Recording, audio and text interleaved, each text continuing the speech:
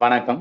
சென்னையில இருக்கிற குற்ற வழக்கு தொடர்புத்துறை டைரக்டரேட்ல அலுவலக உதவியாளருக்கான நோட்டிபிகேஷன் ரீசெண்டா அனௌன்ஸ் பண்ணியிருந்தாங்க. அதுக்கான கம்ப்ளீட் இன்ஃபர்மேஷன் இந்த வீடியோல பார்க்கலாம்.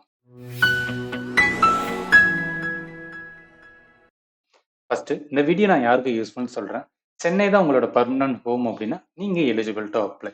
இது அப்ளை பண்றதுக்கான கடைசி டேட் 5th ஜனவரி 2024. பணியினோட தன்மை வந்து நீங்க அசிஸ்டண்டா வந்து என்னன்னா ஒர்க் பண்ணுவீங்க. உங்களுக்கான ஊதியம் கொடுத்துருக்காங்க.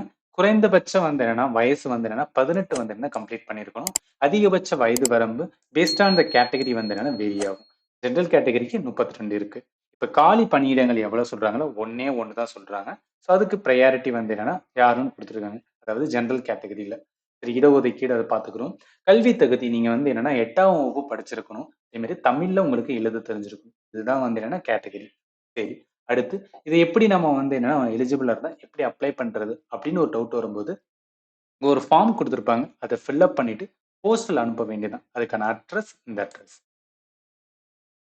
அதுக்கப்புறம் பார்க்க வேண்டியதுன்னா இதோட பணி நியமனம் டெம்பரரி அப்படின்னு சொல்லியிருக்காங்க. பர்மனன்ட் ஜாப் கிடையாது. இதுல சில குறிப்புகள் கொடுத்துருக்காங்க. என்னன்னா நீங்க சென்னை மாவட்டத்துல வசிப்பவங்க மட்டும்தான் வந்து என்னன்னா அப்ளை பண்ணணும்னு சொல்லியிருக்காங்க. இது அப்ளை பண்றதுக்கான கடைசி டேட் வந்து நான் பண்ணியிருக்காங்க.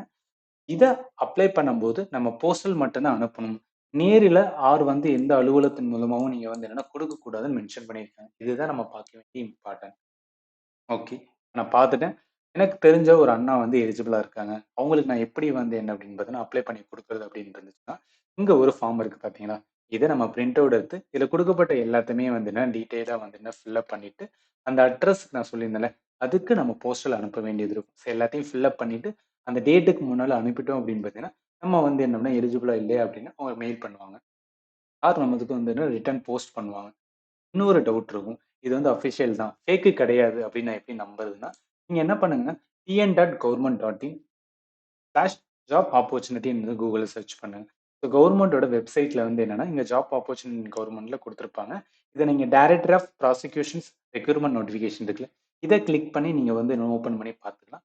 ஆர் எல்ஸ் இந்த வீடியோட டிஸ்கிரிப்ஷன்லயே நான் வந்து இந்த இந்த வெப்சைட்டுக்கு நோட்டிஃபிகேஷன் அண்ட் ஆல்சோ பிடிஎஃப் குடுத்துருக்கேன். 2யும் கிளிக் பண்ணி நீங்க செக் பண்ணி பார்த்துக்கலாம். ஓகேவா? இது மோஸ்ட்லி வந்து என்னன்னா, நமக்கு தெரிஞ்ச அண்ணா யாராவது சென்னையில இருந்தாங்கன்னா, அவங்களுக்கு இது சென்ட் பண்றது மூலம் வந்து அவங்களுக்கு ஒரு யூஸ்ஃபுல்லா இருக்கும். அண்ட் ஏதாவது டவுட் இருந்துச்சுன்னா இந்த வீடியோட கமெண்ட் செக்ஷன்ல மென்ஷன் பண்ணுங்க. And finally thank you for வாட்சிங் and have a nice day.